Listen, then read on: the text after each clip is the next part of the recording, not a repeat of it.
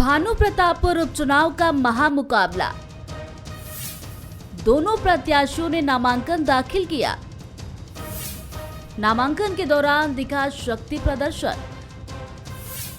कौन जीतेगा भानु प्रतापपुर की जनता का मन? भानु प्रतापपुर उपचुनाव का बिगुल बज चुका है। कांग्रेस की ओर से उम्मीदवार सावित्री मंडावी ने अपना पर्चा दाखिल किया।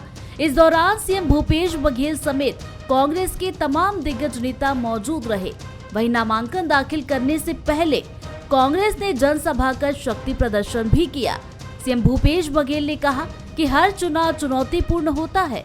कांग्रेस पार्टी ने सावित्री मंडावी पर भरोसा जताया है और जनता भी कांग्रेस को ही वोट देगी। सावित्री देवी का आज हम लोगों ने नामांकन भरा। वैसे 2 सेट कल भी भर चुकी थी। बड़ी संख्या में कार्यकर्ता भी थे।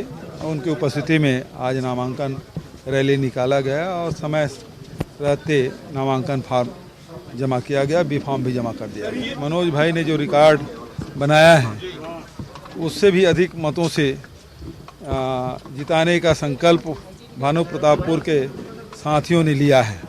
इधर बीजेपी के दिग्गज और वरिष्ठ नेताओं की उपस्थिति में प्रत्याशी ब्रह्मानंद नेताम ने अपना नामांकन दाखिल किया। नामांकन से ठीक पहले बीजेपी ने भी शक्ति प्रदर्शन करने में कोई कसर नहीं छोड़ी। कांकेर बीजेपी कार्यालय से खुली गाड़ी में सवार होकर ब्रह्मानंद नेताम कलेक्ट्रेट पहुंचे। नामांकन दाखिल करने के बाद बीजेपी ने जीत का दावा किया।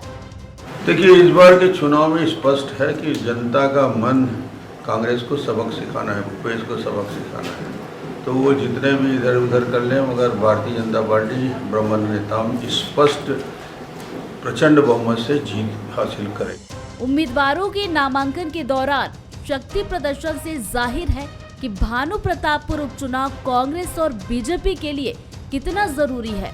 हालांकि 5 दिसंबर को जनता किसको अपना प्यार देती है, ये 8 दिसंबर को साफ हो जाएगा। साथ ही ये चुनाव कांग्रेस और बीजेपी के लिए 2023 की रणनीति बनाने में भी कारगर साबित होगा। Bureau report, Kuleshwar Pandey, Raipur, Bansal news. बिसात बीत चुकी है, योद्धा तैयार हैं और अब बस चाल चलने का इंतजार है। सियासत में अमूमन चुनाव के वक्त ऐसा ही कुछ नजारा होता है जब एक पक्ष दूसरे पक्ष की ओर टकटकी भरी नजरों से देखता है कि अगला कदम क्या होगा। प्रत्याशी चयन के बाद नजर नामांकन पर थी और अब इंतजार चुनावी घोषणा पत्र का है। पहले 2 एजेंडा लगभग बराबरी का है। सावित्री मंडावी की तुलना में ब्रह्मानंद नेताम कमतर आके नहीं जा रहे हैं। बाकी की कोर कसर आज भानु प्रतापपुर में हुए शक्ति प्रदर्शन ने पूरी कर दी, जिसमें कहा गया कि बीजेपी और कांग्रेस दोनों ने बराबर की टक्कर दी। हालांकि ये दावे अपने अपने हैं, हम नहीं कह रहे हैं। अब बारी चुनावी घोषणा पत्र की है। मुख्यमंत्री भूपेश बघेल एक कुशल राजनीतिककार के साथ साथ सूबे के मुख्यमंत्री भी हैं। उन्हें पता है कि कौन सा दांव चलकर वो भानु प्रतापपुर की जनता का दिल जीत सकते हैं और चुनाव के बाद उसे पूरा भी कर सकते हैं, जैसा कि हमने खैरागढ़ में देखा। मतलब हमारा इशारा नए जिले की तरफ है, जिसे लेकर खुले तौर पर तो कोई कुछ नहीं कह रहा, लेकिन दूसरी तरफ बीजेपी आरक्षण की आग को सुलगाकर कांग्रेस सरकार को और झुलसाने की कोशिश जरूर कर रही है। मतलब अब दांव घोषणा पत्र पर आजमाया जाएगा कि भानु प्रतापपुर किसका भाग्य चमकाएगा। नमस्कार, आज के मुद्दे में आप सभी का स्वागत है। मैं हूं आदित्य नामदेव। तो भानु प्रतापपुर को सेमीफाइनल कई मायनों में इसलिए भी कहा जा रहा है कि दोनों राजनीतिक दल विपरीत हालातों में चुनाव लड़ रहे हैं। हालांकि आपको सुनकर थोड़ा अटपटा लगा होगा, क्योंकि पहले भाग में हमने कहा था मुकाबला बराबरी का है। हम अभी कह रहे हैं कि मुकाबला बराबरी का है, पर एक दांव भानु प्रतापपुर पर कांग्रेस का दावा मजबूत कर सकता है, वह है नए जिले का दांव। और एक बात जो मैं कहना चाह रहा हूं, सियासत में सहानुभूति बहुत मायने रखती है। तो क्या बीजेपी के लिए कुछ भी नहीं है? क्या आज के शक्ति प्रदर्शन के बूते बीजेपी ने कुछ संकेत देने की कोशिश की है, या फिर आरक्षण का राग अलाप कर वैतरणी पार करने की बीजेपी कवायद करने वाली है? तो इसी मुद्दे पर आज हम चर्चा करेंगे। जंग होगी जोरदार। हमारे साथ बातचीत करने के लिए 3 बेहद खास मेहमान मौजूद हैं। हमारे साथ मौजूद हैं श्री चंद्र सुंदरानी साहब, पूर्व विधायक हैं, जिला अध्यक्ष रहे हैं भारतीय जनता पार्टी के, वरिष्ठ नेता, बहुत स्वागत करता हूं उनका।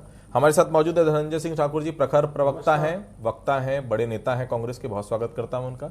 अनिरुद्ध दुबे जी हैं, जो सबसे पैनी नजर जिनकी राजनीतिक घटनाक्रम में रहती है, दुबे साहब का बहुत स्वागत करता हूं मैं।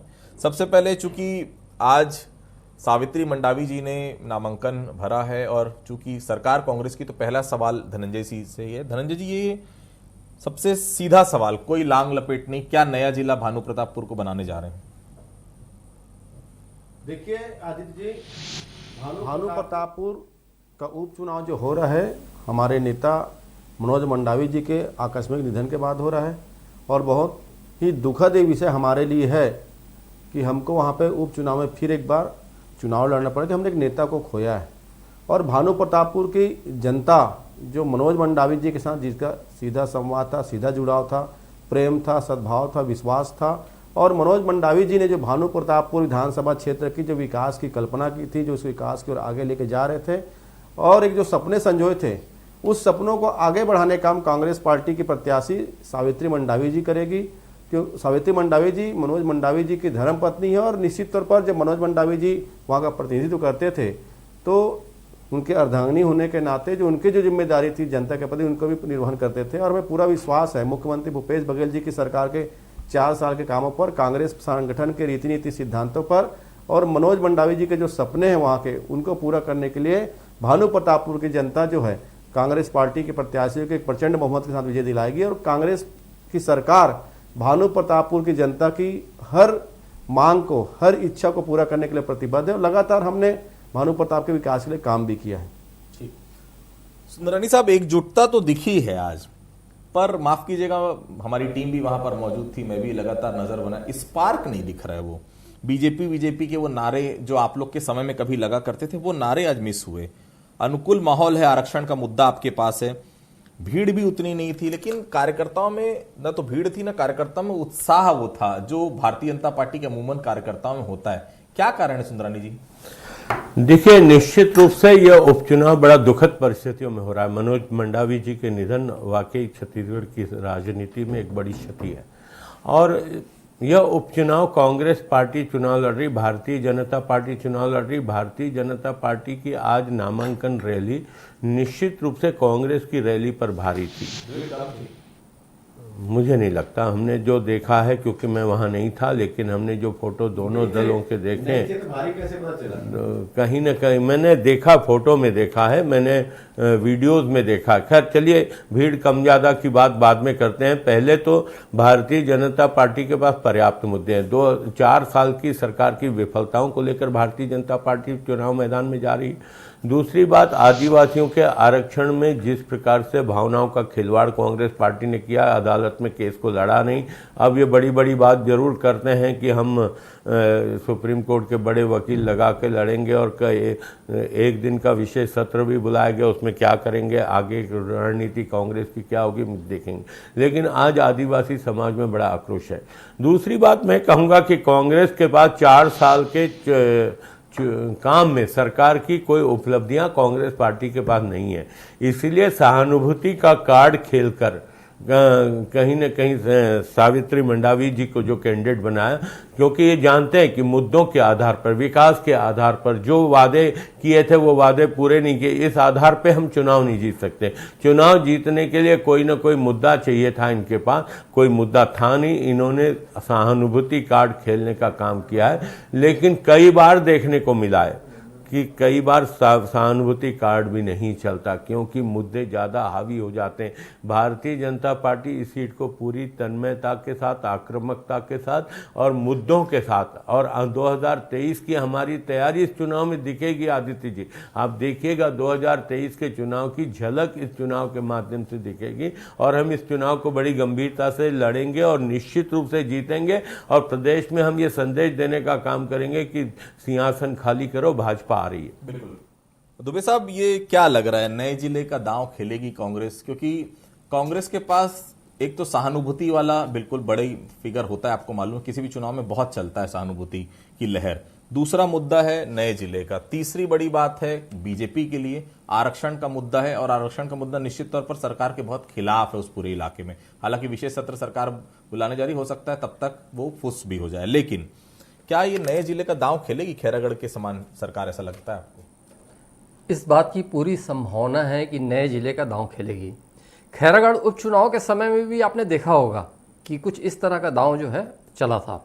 और दूसरी बात क्या है, ये जिले का दांव तो देखने मिलेगा ही मिलेगा। उसके ठीक पहले चुनाव के मतलब है ना कुछ घंटे कह लें, दिन की तो बात अलग है, 1 व 2 तारीख को विधानसभा का सत्र होना है, विशेष सत्र, जिसका मुद्दा ही आरक्षण है। तो वहाँ पे ये भी रहेगा कि भारतीय जनता पार्टी जो है मतलब आरक्षण के मुद्दे को किस तरीके से उठाती है और वहाँ पे कांग्रेस की तरफ से जवाब आता है तो कैसा आता है। लेकिन आदित्य जी देखिए, जिला और आरक्षण ये तो पूरे छाए रहेंगे, लेकिन मेरे एक चीज़ थोड़ा सा मुझे खटकता है। खैरागढ़ उपचुनाव था तो उस पर हल्ला हुआ कि सेमीफाइनल है, सेमीफाइनल है। अब इस चुनाव को भी लोग बोल देंगे सेमीफाइनल, सेमीफाइनल। मैं कोई इस तरीके के उपचुनाव को सेमीफाइनल नहीं मानता, लेकिन हाँ ये पूरा लग रहा है कि जो 2023 का विधानसभा चुनाव होगा, आम विधानसभा चुनाव, उसके पहले का ये भानु प्रतापपुर आखिरी उपचुनाव है। जी धनंजय साहब, ये आज का शक्ति प्रदर्शन हुआ, हमने देखा, मुख्यमंत्री थे, तमाम मंत्री थे, मंत्रियों को जवाबदारी भी आप लोगों ने दी। क्या बागियों को मना लिया आपने? 14 दावेदार थे मैंने सुना था, उसमें से शुरू से ही पता था, मुझे भी पता था, शायद सुंदरानी जी को भी पता, आपको भी पता होगा, दुबे साहब को तो पता ही था 100% की सावित्री जी हैं। फिर आपने सर्वे कराने की बात की, 14 कैंडिडेट आए, आज वो 14 कैंडिडेट दिखे नहीं। क्या आरक्षण का जवाब देने के लिए कोई स्ट्रेटेजी बनाई है कांग्रेस ने? क्योंकि आरक्षण की आग है वहां पर, निश्चित तौर पर विशेष सत्र तो है, लेकिन ऑन ग्राउंड क्या स्ट्रेटेजी है कांग्रेस की भानु प्रतापपुर जीतने के लिए? धनंजय साहब देखिए, सबसे पहली बात तो आपको बता देना चाहता हूं कि हमारी सरकार ने जो 4 साल में काम किया है और भानु प्रतापपुर की जनता जो हमारी सरकार के कामों पर भरोसा करती भी है और कांग्रेस की नीतियों पर भी, तो जो अब 14 बागी कह रहे हो, बागी नहीं हो, 14 दावेदार थे और सरकार के कामों को आगे बढ़ाना चाहते थे। मनोज मंडावी जी के जो मार्ग है उस पर आगे चलना चाहते थे। निश्चित तौर पर एक वहाँ टिकट मिला और बाकी सब उनके साथ मिलकर काम कर रहे हैं। दूसरी बात, अभी मैं सुंदरानी जी की बात को लेकर बड़ा आपत्ति लगा कि सहानुभूति कार्ड खेलेंगे। सुंदरानी जी जो प्रत्याशी है सावित्री मंडावी जी, वो अपने सुहाग को वहाँ खोए हैं और निश्चित तौर पर एक सुहागिन सुनिए प्रदेश की क्षति को माना है। मैंने उनको अपनी श्रद्धांजलि दी है, आप ये बात नहीं कह सकते। मैंने ये कहा कि कांग्रेस पार्टी के पास कोई मुद्दा नहीं बचा, कोई विकास नहीं किया, 4 साल कोई उपलब्धियों के नहीं थे। आप मात्र सहानुभूति कार्ड खेलकर इस चुनाव को जीतना चाहते हैं, मैंने यही कहा था। मैं भी उसी चीज करूंगी। आप सहानुभूति कार्ड खेलने की बात कर रहे हैं। हमारे लिए प्रत्येक नारी का सुहाग जो होता है, सम्मान होता है, सुहाग की रक्षा के लिए हम सब काम करते हैं। लेकिन भारतीय जनता पार्टी अगर कोई नारी का सुहाग छीन जाए और उस चुनाव लड़े तो सहानुभूति कार्ड खेलकर तो एक राजनीतिक घिनौनी सोच को प्रदर्शित यहाँ पे कर रही है। दूसरी बात, हमारे पास बताने के लिए ढेर सारे काम है भानु प्रतापपुर की जनता के लिए। हमने ढेर सारे काम वहाँ पर जनता के किए हैं, चाहे आदिवासियों को उनका अधिकार देने का मसला हो, चाहे उनके जो रमन सरकार में जो आदिवासियों को डरा कर, धमका कर, बंदूक के सहारे, लाठी के सहारे उनको जेल में बनकर जो 1700 आदिवासी परिवार से जमीन छीना गया था, 4200 एकड़, उस जमीन को किसी ने लौटाया? तो भूपेश बघेल जी की सरकार ने लौटाया। यही रमन सरकार थी, 15 साल तक आदिवासी बालिकाओं से शराब पुरुषने का ट्रेनिंग कर रही थी। एक आदिवासियों के हित की बात करेंगे।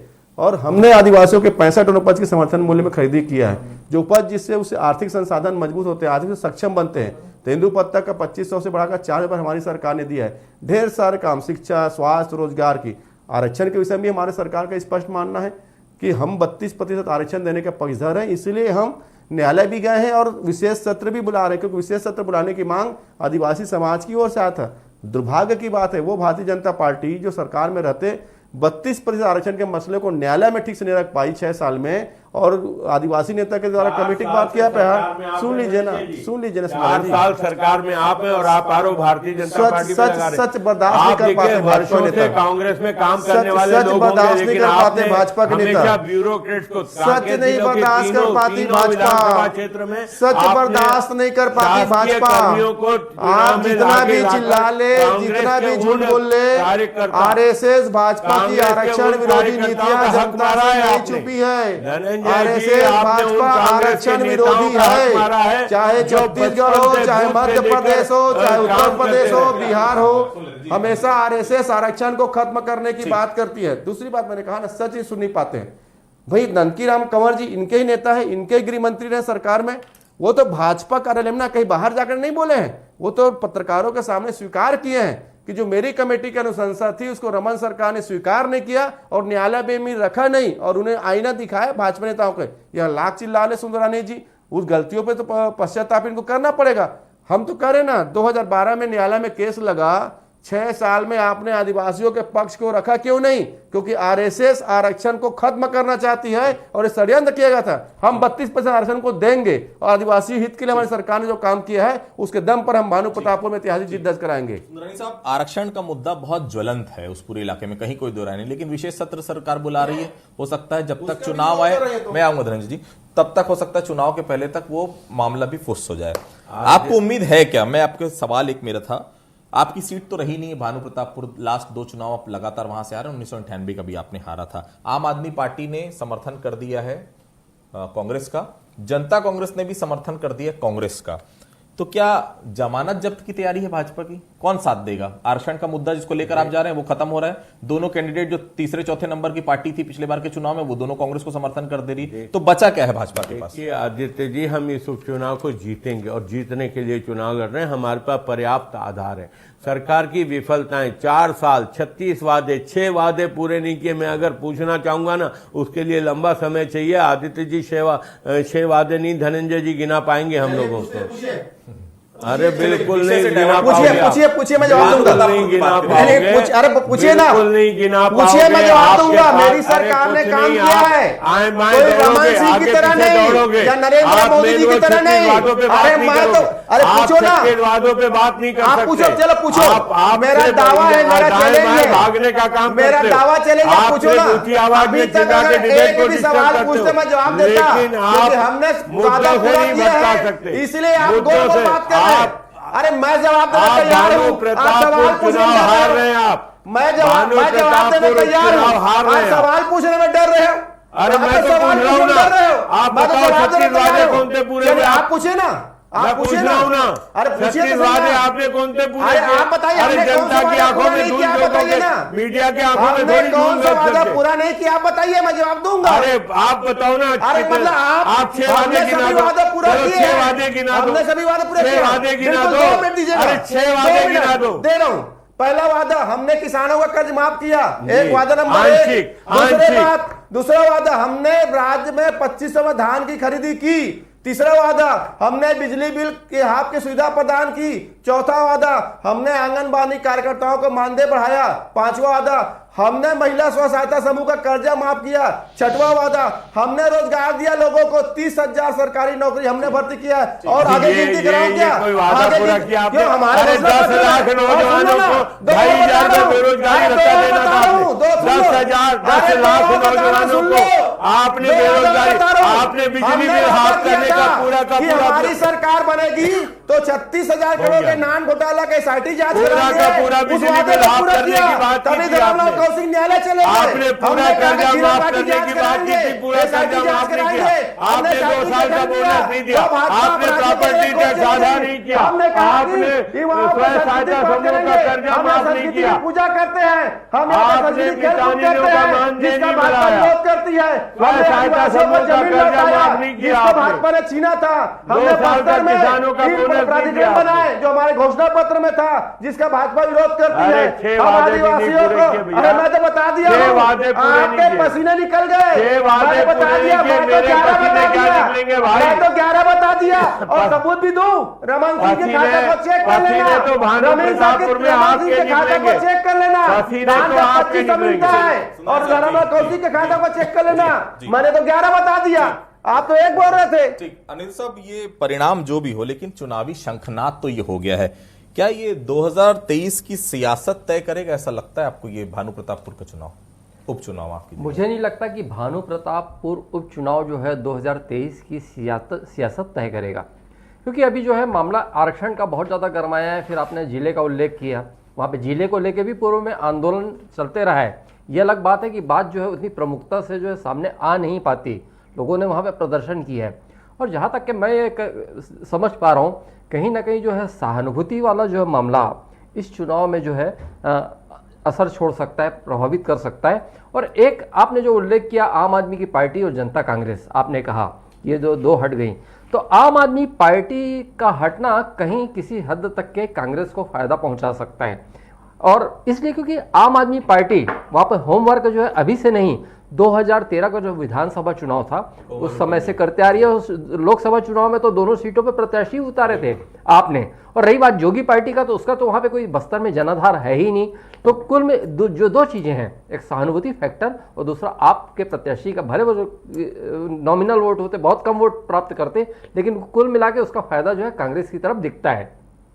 बिल्कुल। एक सवाल था धनंजय जी जो बहुत लाजमी था। कांकेर लोक विधानसभा की मतलब जिले की 3 सीटें हैं, जैसा कि जिक्र किया सुंदरानी साहब ने। अंतागढ़ है, कांकेर है और तीसरी सीट जो है वो भानु प्रतापपुर है। शिशुपाल सोरी एक में विधायक हैं, अनूप नाग दूसरे में और तीसरे में मैडम जो है सावित्री जी वो खड़ी हुई हैं। तीनों ही सरकारी कर्मचारी रहे। धनंजय, कार्यकर्ता आप भी हैं, क्या कार्यकर्ताओं के कोई नहीं सुनेगा? केवल बाहर से आके पैराशूट लैंडिंग होगी तो कार्यकर्ता कब वहां से अपना भाग्य आजमा सकेगा? ये सवाल है। हो सकता है इसका जवाब वैसे ही आए जैसे कांग्रेस का प्रवक्ता का ना, लेकिन आप खुद सोचिए, कार्यकर्ता कहां जाएगा? वो किसके पास जाएगा? इतने साल की मेहनत है, लगातार 15 साल संघर्ष किया भारतीय जनता पार्टी के खिलाफ, 4 साल से फिर संघर्ष वो किया क्योंकि विधायक थे, ठीक है, लेकिन उस कार्यकर्ता की बारी कब आएगी धनंजय साहब? देखिए, आपके चैनल के माध्यम से बता देना चाहता हूं, निश्चित तौर पर सावित्री मंडावी जी शासकीय कर्मचारी थी, पर जब मनोज मंडावी जी जनप्रतिनिधि थे तो क्षेत्र की जनता के हित के लिए सावित्री मंडावी जी मनोज मंडावी के साथ कदम से कदम मिलाकर काम करते थी। और जनप्रतिनिधि के अर्धांगिनी होने का जो धर्म होता है और एक कांग्रेस के सिपाही पूरा उसका परिवार है, तो निश्चित तौर पर उनका अधिकार बनता है, उसको टिकट दिया गया। इसमें गलत क्या है? भारतीय जनता पार्टी परिवारवाद की बात करती है तो बताए ना, अमित शाह के लड़के के ऐसे क्या योग्यता है कि उनको बीसीसीआई में बना दिया गया? रमन सिंह के लड़के में से क्या योग्यता था कि नहीं मत करो, हम तो कार्यकर्ता दिए ना, हम किसी को बाहर से नहीं दिए। आपने शिशुपाल सोरी जी की बात की। शिशुपाल सोरी जी रिटायरमेंट के बाद कांग्रेस के लिए लगातार संगठन में काम कर रहे थे, कांग्रेस ने संगठन में काम किया। अनूप नाग जी भी परिवार कांग्रेस से जुड़ा हुआ है। अगर कोई परिवार पूरा कांग्रेस के प्रति समर्पित है तो परिवार का सदस्य देने में क्या एतराज है? ठीक। तो देखिए, भानु प्रतापपुर की जंग बहुत आसान नहीं है, न तो भारतीय जनता पार्टी के लिए न तो कांग्रेस के लिए। भारतीय जनता पार्टी ये समझ रही कि आरक्षण की आग के चलते वो भानु प्रतापपुर जीत लेगी, और कांग्रेस का ये मानना है सहानुभूति वोट निश्चित तौर पर काम करेगा। ये तो जनता जनार्दन तय करेगी, लेकिन बहुत साफ है कि दोनों पार्टियों के लिए फिलहाल भानु प्रतापपुर का उपचुनाव आसान बिल्कुल नहीं है। आज के मुद्दे में आप सभी लोगों के साथ जुड़े, आप सभी लोगों का बहुत बहुत धन्यवाद। तो आज के मुद्दे फिलहाल इतना ही, कल किसी अन्य मुद्दे पर फिर से मुलाकात होगी, तब तक के लिए बहुत बहुत धन्यवाद।